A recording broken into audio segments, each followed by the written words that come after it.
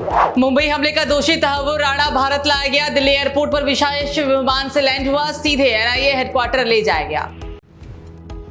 Slovakia में राष्ट्रपति द्रौपदी मुर्मू ने भारतीय संस्कृति दृश्यों पर चित्रकला प्रदर्शनी प्रतियोगिता में हिस्सा लिया। भारतीय मूल के लोगों से बातचीत भी की। प्रधानमंत्री नरेंद्र मोदी 11 अप्रैल को अपने संसदीय क्षेत्र वाराणसी का दौरा करेंगे। प्रधानमंत्री के रूप में वाराणसी में ये उनका 50वां दौरा होगा। मुख्यमंत्री योगी आदित्यनाथ 11 अप्रैल को मेहंदीगंज में प्रधानमंत्री मोदी का स्वागत करेंगे। 26/11 अटैक केस से जुड़ी फाइलें और अन्य रिकॉर्ड दिल्ली की स्पेशल आईएनए कोर्ट में पहुंची। दिल्ली की एक अदालत को 26/11 के मुंबई हमलों के कथित साजिशकर्ता तहव्वुर हुसैन राणा के अमेरिका से भारत आने से पहले ही इस संबंध में मुकदमे के रिकॉर्ड भी मिल गए हैं। राज ठाकरे ने बैंकों को दी चेतावनी, कहा आरबीआई मानदंडों के अनुसार अपनी सेवाओं में मराठी भाषा का उपयोग करे, अन्यथा उनकी पार्टी अपना आंदोलन तेज करेगी। इस संबंध में ठाकरे ने भारतीय बैंक संघ यानी आरबीआई को पत्र लिखकर बैंकों को मराठी भाषा का उपयोग करने के निर्देश भी दिए। बंगाल में नए वक्फ कानून पर हिंसा, 22 लोग गिरफ्तार किए गए। आज देश भर में पर्सनल लॉ बोर्ड का प्रदर्शन, सुप्रीम कोर्ट में 16 अप्रैल को होगी सुनवाई। मणिपुर में विवादित जगह पर सामुदायिक झंडा फहराने पर हुआ तनाव। चूराचांदपुर में 2 जनजातियों के बीच हुआ संघर्ष, 17 अप्रैल तक कर्फ्यू लागू। दिल्ली के सीएम रेखा गुप्ता आज दिल्ली के बड़े नालों में चल रही सफाई का निरीक्षण करने के लिए पहुंची। इस दौरान उन्होंने वजीराबाद, बारापुला और सिनहरी पुल में बह रहे नालों का दौरा किया। इस दौरान वो आला अधिकारियों को फटकार लगाते हुए भी दिखाई दी। उन्होंने यमुना सफाई को लेकर उठाए गए कदम के बारे में कहा। पिछली सरकार यानी आप पार्टी पर हमला भी किया।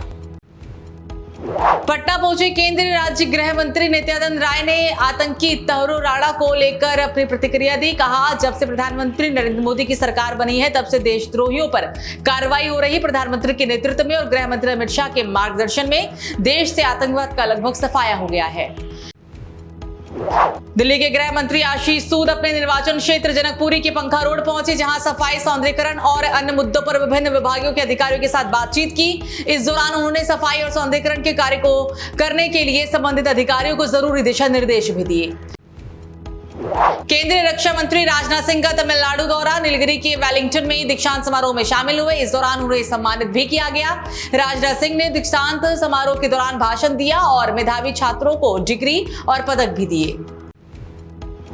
पश्चिम बंगाल के बीरभूम में महावीर जयंती पर जैन धर्म के मूल सिद्धांतों की स्थापना की गई, जो जैन धर्म के 24 तीर्थकारों में से एक है। महावीर जयंती पर देश भर में उत्साह का माहौल देखने को मिला। महावीर जी की प्रतिमा, बड़े पोस्टर और गाजे बाजे के साथ लोग उत्सव मनाते हुए दिखाई दिए।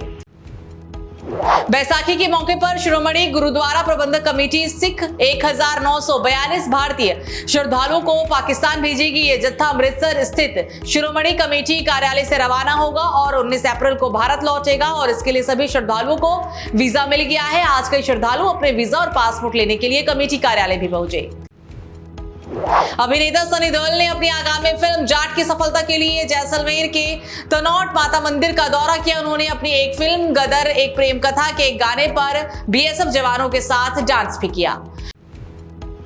लखनऊ में केंद्रीय गृह मंत्री प्रहलाद जोशी ने उत्तर प्रदेश के मुख्यमंत्री योगी आदित्यनाथ से मुलाकात की। उन्होंने मुख्यमंत्री योगी आदित्यनाथ के साथ गेहूं खरीद, पीएम कुसुम एवं पीएम सूर्य घर योजना पर एक समीक्षा बैठक भी की।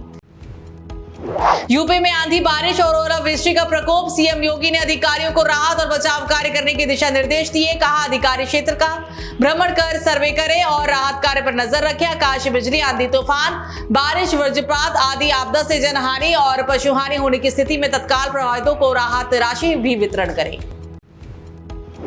यूपी के अलीगढ़ में बेटी की शादी से पहले होने वाले दामाद के साथ भागने वाली महिला की लव स्टोरी सुर्खियों में आई। महिला के पति ने होने वाले दामाद को फोन किया तो उसने पति को ही झटका दिया। कहा, तुम इनको परेशान करते हो, इनको भूल जाओ, इनके बारे में कुछ मत सोचना। बुलंदशहर सतवीर हत्याकांड में चौंकाने वाला खुलासा हुआ। बेटों ने ही मिलकर की थी पिता की हत्या। सतवीर के 3 बेटों ने ही 2 अप्रैल को दिया था वारदात को अंजाम। पुलिस ने 2 बेटों को गिरफ्तार किया। बेटी जयकी और इंद्रजीत को लगता था कि पिता पुश्तैनी 58 बीघा जमीन बेच देगा। बुलंदशहर में बोतल में पेट्रोल देने से मना करने पर पंप मैनेजर की गोली मारकर ली गई जान। बाइक सवार 2 हथियारबंद हमलावर वारदात को अंजाम देकर हुए फरार। पुलिस मामले की जांच पड़ताल में जुटी। सहारनपुर में आर्मी के जवान की गोली मारकर हत्या, जवान का शव खेत के रास्ते पड़ा हुआ मिला। सूचना पर पहुंची पुलिस मामले की जांच पड़ताल कर रही। घटना के बाद सही परिजनों का रो रो कर बुरा हाल। यूपी के कई जिलों में बारिश से मौसम हुआ सुहावना। सुबह गरज के साथ तेज बारिश हुई। बारिश होने से लोगों को थोड़ी राहत जरूर मिली।